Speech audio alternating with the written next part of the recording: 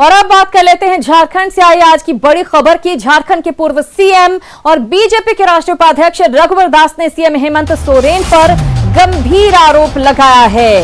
बंगाल चुनाव के लिए कांग्रेस को पैसे चाहिए और इसीलिए हेमंत सोरेन दिल्ली गए थे, यह आरोप लगाया है पूर्व सीएम रघुवर दास ने। रघुवर दास ने कहा कि पश्चिम बंगाल चुनाव के लिए कांग्रेस को पैसे चाहिए, इसलिए हेमंत सोरेन दिल्ली गए थे। उन्होंने सीएम हेमंत के चार्टर्ड फ्लाइट से दिल्ली जाने पर भी सवाल उठाया है। यही नहीं, रघुवर दास ने कानून व्यवस्था समेत कई मुद्दों पर सरकार को घेरा और हेमंत सरकार को कमजोर, अक्षम और बुद्धिमत्ता की कमी वाली सरकार बताया। उन्होंने कहा सरकार सभी बड़े वायदों से पीछे हट रही है। 3 माह में बेरोजगारी भत्ता, पारा टीचर जैसे मुद्दों पर कोई फैसला नहीं हुआ। कांग्रेस पार्टी पश्चिम बंगाल चुनाव के लिए झारखंड से पैसे वसूल रही है। तो ये बयान आया है, बड़ा बयान पूर्व मुख्यमंत्री रघुवर दास का। विकास के लिए पैसे नहीं है, लेकिन सत्ता में बैठे हुए लोग की सुख सुविधा के लिए पैसे हैं। 3 दिन पहले ही माननीय मुख्यमंत्री जी कौन ऐसा इमरजेंसी काम हो गया था कि चार्टर्ड प्लेन से उन्हें दिल्ली जाना पड़ा, जबकि सर्विस 17 फ्लाइट रांची से दिल्ली जाती है। लेकिन माननीय मुख्यमंत्री जी ये बताने का कष्ट करेंगे कि दिल्ली में NRI investment cell, investor cell के माध्यम के नाम पर 6 लाख रुपया प्रति माह में एक बंगला 5/1 आनंद निकेतन नई दिल्ली में लिए, जिसकी 7 सज्जा में करोड़ों रुपया उन्होंने खर्च किया। जब भी वो दिल्ली जाते हैं तो झारखंड भवन में नहीं ठहरते। ये इन्वेस्टर एनआरआई का के गेस्ट हाउस के नाम पर 6 लाख रुपए के कमरे में रहते हैं, जबकि झारखंड भवन में सारी सुविधा के बावजूद भी नई दिल्ली की यात्रा पे वो सुविधा के लिए वहां ठहरते हैं। 13 महीने की सरकार न 3 में है न 13 में है। ये सरकार हर मोर्चे पर विफल है और विफलता का मैं कारण मानता हूं कि हेमंत सोरेन की सरकार एक कमजोर सरकार है, जो राज्य के लिए बहुत बड़ा खतरा है। न उसमें योग्यता है, न दृष्टि है और न ही बुद्धिमत्ता है। ये अक्षम सरकार है। अक्षम कहने का मतलब माननीय मुख्यमंत्री की शारीरिक योग्यता के बारे में मैं नहीं कह रहा हूं। मुख्यमंत्री जी सक्षम है शरीर से, लेकिन बुद्धि से, योग्यता से अक्षम है। हमारे सहयोगी अविनाश कुमार हमारे साथ जुड़ गए हैं, उन्हीं से ज्यादा जानकारी लेते हैं कि आखिर इस कदर हमलावर हैं पूर्व सीएम रघुवर दास। अविनाश, वैसे तो बीजेपी किसी भी मुद्दे पर पीछे नहीं रहती है, जोरदार तरीके से हमलावर रहती है सरकार के ऊपर, लेकिन इस बार रघुवर दास ने कई गंभीर आरोप लगाए हैं मुख्यमंत्री पर और सरकार पर।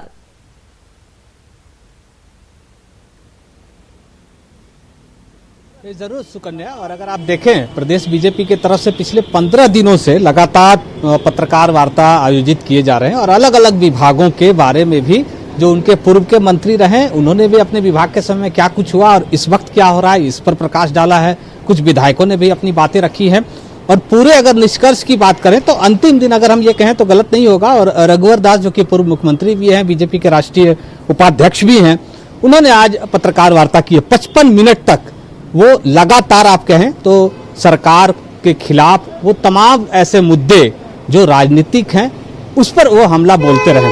शुरुआत जो उन्होंने की, शुरुआत पर भी आपको गौर करने की जरूरत होगी सुकन्या, कि उन्होंने खाली खजाने से बात की शुरुआत की थी। और आपको यह भी याद होगा कि जब राज्य में हेमंत सोरेन सरकार का गठन हुआ था, उस वक्त भी हेमंत सोरेन सरकार ने भी खाली खजाने से ही पिछली सरकार पर हमला बोलना शुरू किया था। आज रघुवर दास ने जिस तरह से खाली खजाने का जिक्र करते हुए कहा है कि 1 साल पूरे होने के बाद जो कार्यक्रम आयोजित किए गए, करोड़ों रुपए खर्च किए गए, क्या ये खाली खजाने के जो राजनीति आप कर रहे थे वो सही दिशा की ओर जा रही है?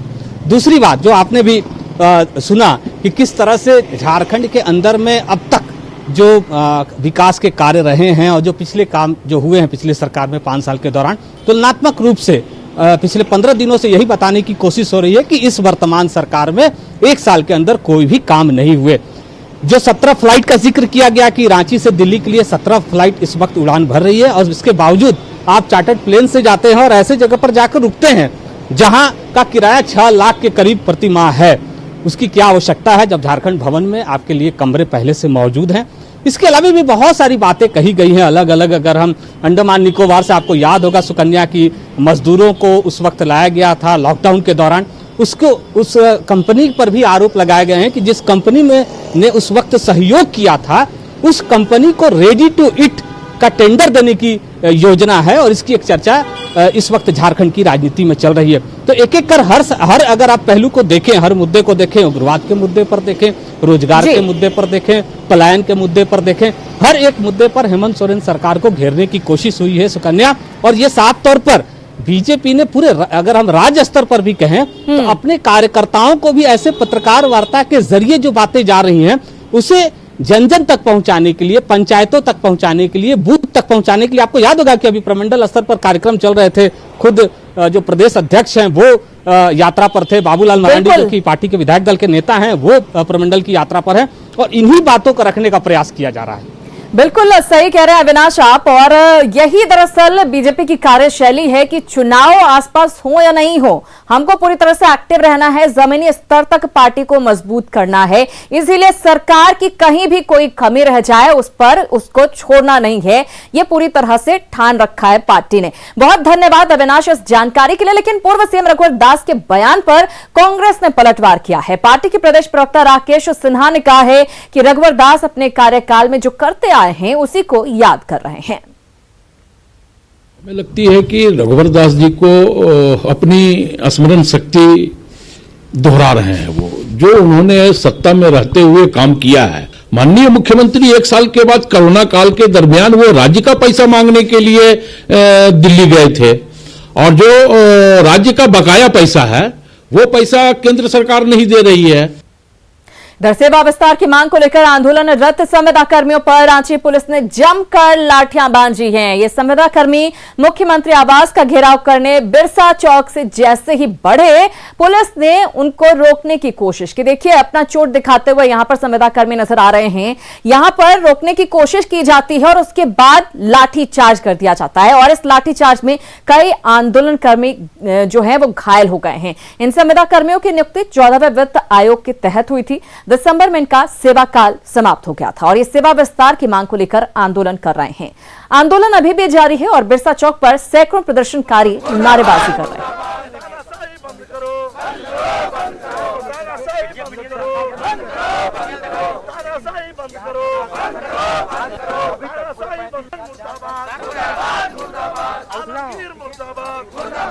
वार्ता सफल होगी। हम इन्हें बार बार यही कहने का प्रयास करें कि आपकी जो भी बात है वो डेमोक्रेटिक तरीके से, लोकतांत्रिक तरीके से सही जगह पहुंचाई जाएगी। और पूर्व में भी इनको विभिन्न लेवल के जो भी पदाधिकारी रहे हैं या फिर जो मंत्री लेवल के या विधायकगण भी रहे हैं, वो सब लोग इनसे मिलके गए हैं और इनको आश्वासन दिया। मुझे लगता है कि डेमोक्रेटिक जो प्रोसेस है उसमें विश्वास रखना होगा। डेमोक्रेटिक प्रोसेस में भले कोई चीज़ थोड़ी विलम्ब हो सकती है, परंतु जो इनको चाहिए, जो इनका न्याय है वो जो प्रशासन, जो सरकार की तरफ से है वो उसको किया जाएगा। 18 दिसंबर से आंदोलनरत है हम लोग, चौधरी वित्तकर्मी के सारे लोग हैं, लेकिन सरकार के द्वारा से बार बार ये बहाना बनाया जा रहा था कि राज्य सरकार के पास फंड नहीं है। उसके लिए सबसे पहले आलमगीर आलम साहब ने एक लेटर लिखा नरेंद्र तोमर जी को, हमारे ग्रामीण विकास मंत्री को, और वहां से लेटर आ गया कि इन लोगों को अनटाइड फंड से दिया जा सकता है सैलरी, इन्हीं लोगों को रखा जा सकता है। देखिए हम खुद हेमंत सोरेन जो मुख्यमंत्री है झारखंड का, उसी का विधानसभा क्षेत्र से है।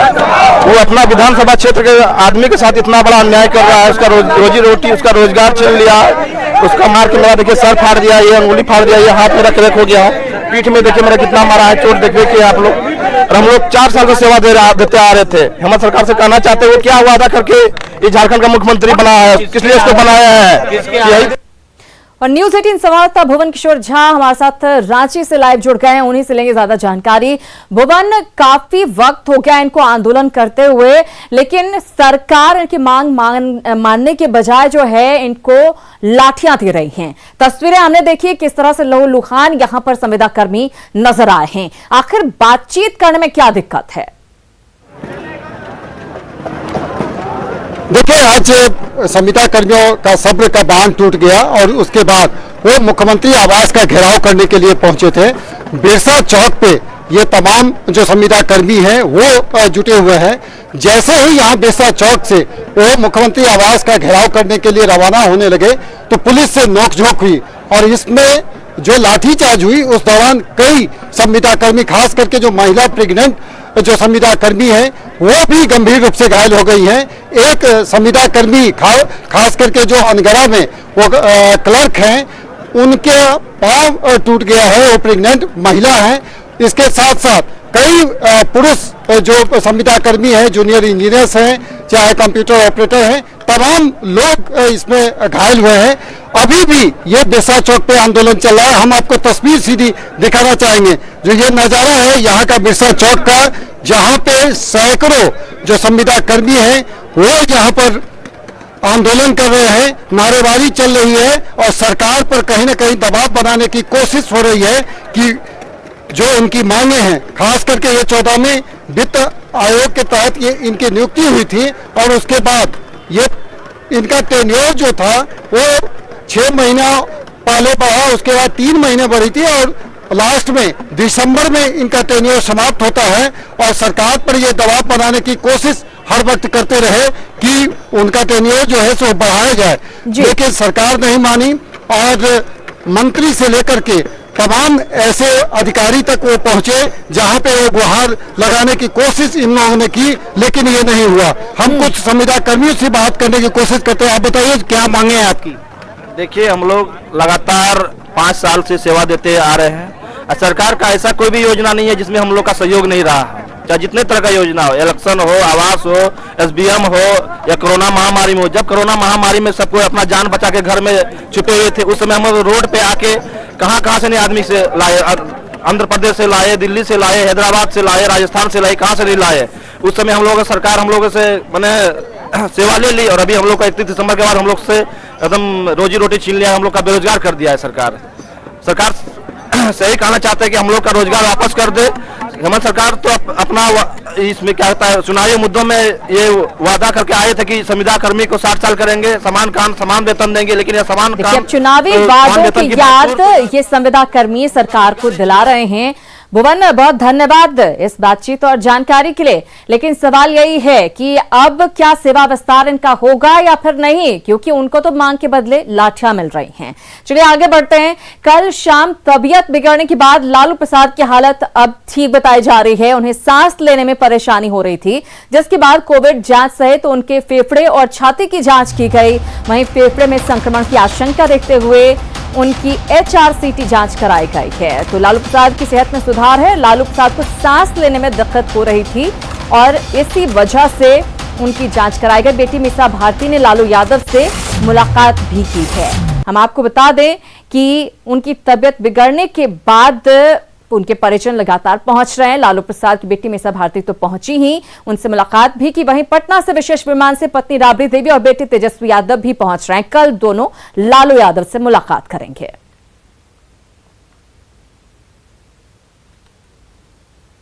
रिपोर्ट क्या देखा आप लोग? प्रारंभिक रिपोर्ट अभी कुछ नहीं, अभी तो रिपोर्ट आएगा उसका, तो अभी रिपोर्ट आएगा तो पता चलेगा कि क्या है। कब तक उम्मीद है कि रिपोर्ट आएगी? 2 घंटे में। चारा घोटाला मामले में सजा काट रहे लालू प्रसाद की जेल मैनुअल उल्लंघन मामले में झारखंड हाई कोर्ट में सुनवाई टल गई है। अब इस मामले पर 5 फरवरी को अगली सुनवाई होगी। तो बड़ी खबर आपको दे रहे हैं, लालू पर झारखंड हाई कोर्ट में सुनवाई टल गई है। जेल मैनुअल उल्लंघन मामले में दरअसल सुनवाई होने वाली थी, लेकिन 5 फरवरी को अब इस मामले में अगली सुनवाई होगी। इस दौरान सरकार की ओर से कैदियों को अस्पताल में भर्ती रहने के दौरान सुरक्षा सहित अन्य सुविधाओं को लेकर एसओपी की जानकारी दी गई। सरकार की ओर से अपर महाधिवक्ता ने समय की मांग की ताकि रिवाइज्ड एसओपी पर फैसला लिया जा सके। इसे देखते हुए कोर्ट ने मामले की अगली सुनवाई 5 फरवरी तय की है। हालांकि पिछले आदेश के तहत रिम्स की ओर से लालू प्रसाद से संबंधित मेडिकल रिपोर्ट अदालत में दाखिल नहीं की गई थी। इस पर कोर्ट ने रिम्स को जवाब देने के लिए रिमाइंडर भेजने का निर्देश दिया है। इसके साथ ही एसओपी पर गृह विभाग और जेल आईजी से रिपोर्ट मांगी गई है। सुनवाई के दौरान कोर्ट ने जेल आईजी की ओर से दाखिल रिपोर्ट को देखा, साथ ही लालू की सुरक्षा को लेकर कई सवाल भी पूछे। प्रिजन्स की तरफ से अपना रिपोर्ट सबमिट हुआ, जिसमें एक प्रपोज्ड रिवाइज्ड एसओपी कोर्ट के समक्ष पेश किया गया और ये बताया गया कि ये report principal secretary department of home को भेज दिया गया अप्रूवल के लिए। कोर्ट ने रिपोर्ट को देखा और अप्रूवल के साथ एक फर्दर रिपोर्ट सबमिट करने के लिए कोर्ट ने बोला। रिम्स की तरफ से भी रिपोर्ट की मांग की गई थी, जो अभी नहीं आई थी। हम लोगों के आग्रह पे कोर्ट ने अगली सुनवाई 5 फरवरी को रखा है, जिसमें आईजी प्रिजन्स की तरफ से रिपोर्ट और रिम्स की तरफ से रिपोर्ट पेश किया जाएगा। और 26 जनवरी को हार्पिक और न्यूज 18 के फ्लैगशिप कैंपेन मिशन पानी के खास इवेंट वाटरथॉन को सबसे बड़ा समर्थन और प्रोत्साहन मिला है हमारे देश के बच्चों से। आइए देखते हैं उनका राष्ट्र खिले संदेश, जहां ये मिशन पानी प्लेस ले रहे हैं। स्वच्छता और पानी। Pledge. I pledge. Use water mindfully every time, every day. And encourage others to do the same. Be aware of water. Water is life itself. Water is health. Water is hygiene. Water is safety. Water is our future. We pledge to be water smart. We also pledge to support water conservation efforts And water equality. and work towards the day no one has to struggle for water. Wake up India. Whoever you are, wherever you are. Water is a human right. Go save it for the generations to come. हमको बचानी है ये जिंदगानी। इसी के साथ जोहार झारखंड में इतना ही, लेकिन आगे देखिए बहस बिहार की।